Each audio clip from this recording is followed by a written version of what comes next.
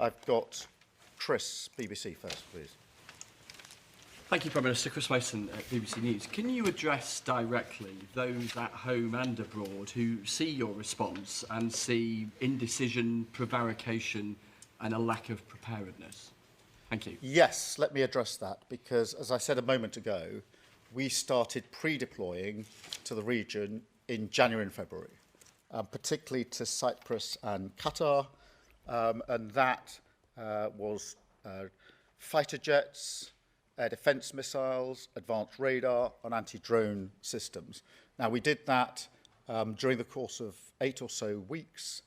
We did that in conjunction with the US and with our allies, and we continue to bolster the capability that we have there to keep our people safe. So there's been a lot of pre-planning gone into this, a lot of pre-deployment that's gone into this, and I'm satisfied that we can keep our people safe, and we're working very hard to make sure that wherever people have registered their presence, we can help them with the information that they need and the support they need, and get them back to the United Kingdom as quickly and as safely as possible. Thank you, Chris.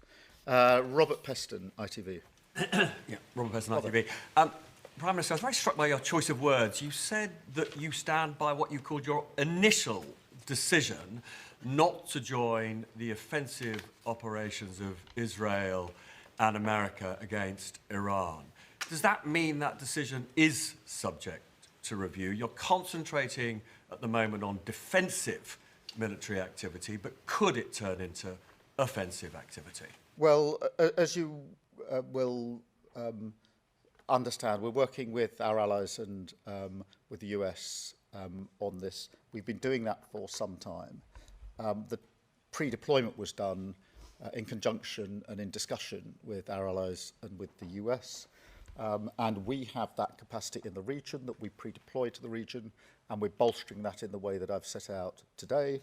The US are using the basis to do these strikes into Iran to take out the capability to launch the strikes in the first place. So that is the configuration, that is the understanding and arrangements that we've got in place. Thank you, Robert. Beth, can I come to you? Oh, thank you. Prime Minister, this escalating war is really frightening people that are watching today. President Trump says it will go on for 4 to 5 weeks. You've just said it will be some time. Do you have any sense of how long it could go on for? Do you agree with President Trump? What's your message to the British people worried about how it's going to affect their lives? Can you give them any reassurance that you'll help them on energy prices? And just secondly, on military operations, there's much unhappiness that military personnel and their families were left unprotected on the Cyprus airbase that was struck at the weekend. What went wrong? And do you apologise to them? Thank you. Well, Beth, let me say, which is that our absolute priority is the safety of our citizens.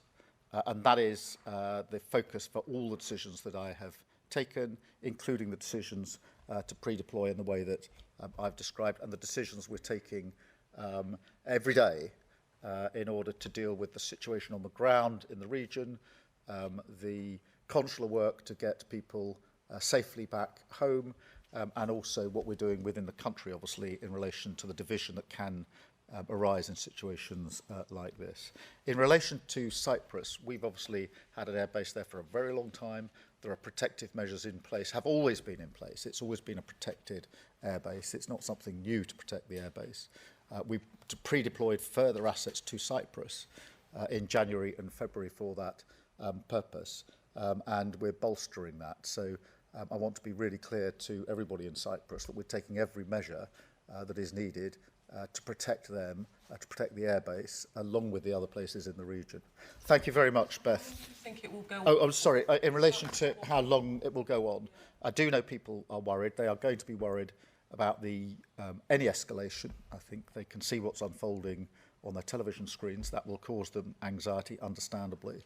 They will be worried about the impact on their own lives that this could have, and those with family and friends in the region will be extremely worried about their family and friends in the region. I absolutely understand that. We are doing everything we can to de-escalate this. I can't give you a time base for this. I don't think anybody can. My strong view is that we need to de-escalate, and ultimately this will have to be a matter of negotiation when it comes to some of the core issues like nuclear capability. Thank you, Beth. Paul McNamara, Channel 4. Paul. Afternoon, Prime Minister. Look, there are reports that you walked into a meeting, the National Security Council on Friday, with one opinion and had your mind changed by Ed Miliband and others in your cabinet. So is it true that you wanted on Friday to give Americans a precautionary permission in the event of Iranian reprisals to use British bases for defensive action, but had your mind changed by Ed Miliband and other members of your cabinet? Let me be really clear about this.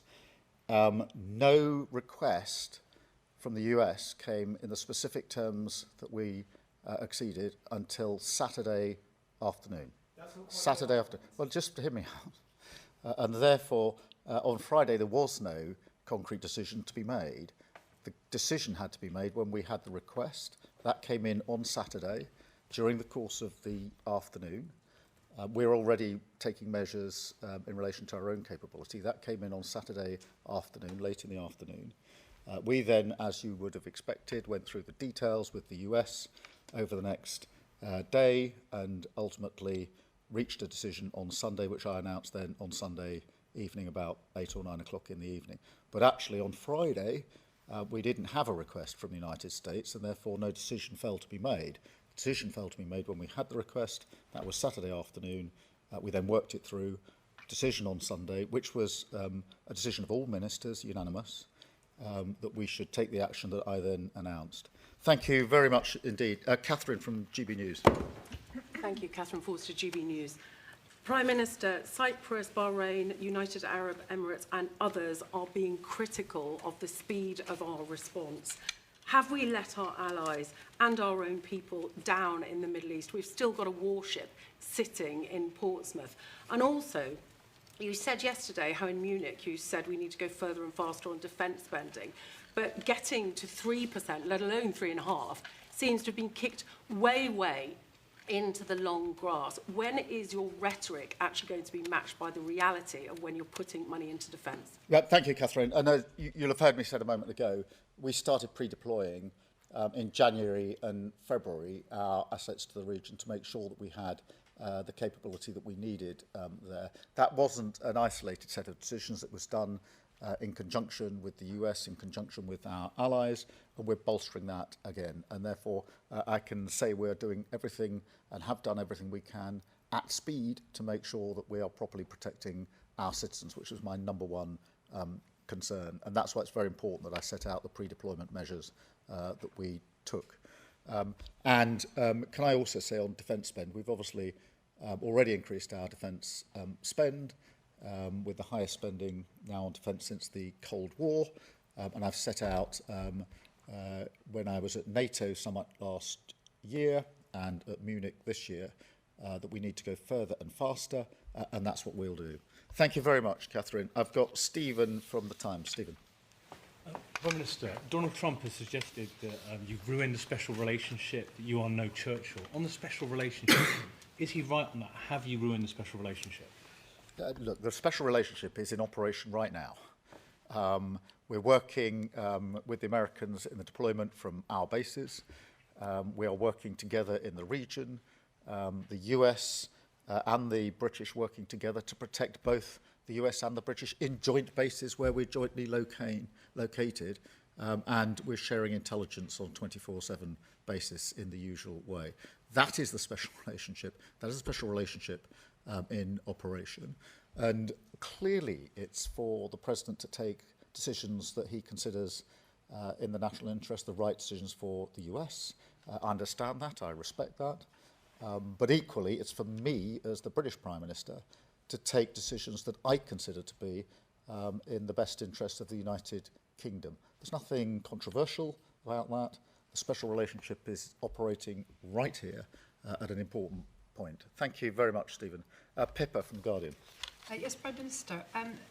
Obviously, you said a lot of people are very concerned about this conflict escalating. Has Donald Trump given you any insight into what his plan is for what comes next after the initial bombing phase? And are you convinced he has a plan? And if I can just push on the defence spending point, Because increasing in defence spending to 3% of GDP by 2030 would take up all real terms growth, unless, of course, you're raising money elsewhere to pay for it. Are you going to raise money to pay for it, or are you going to make cuts elsewhere?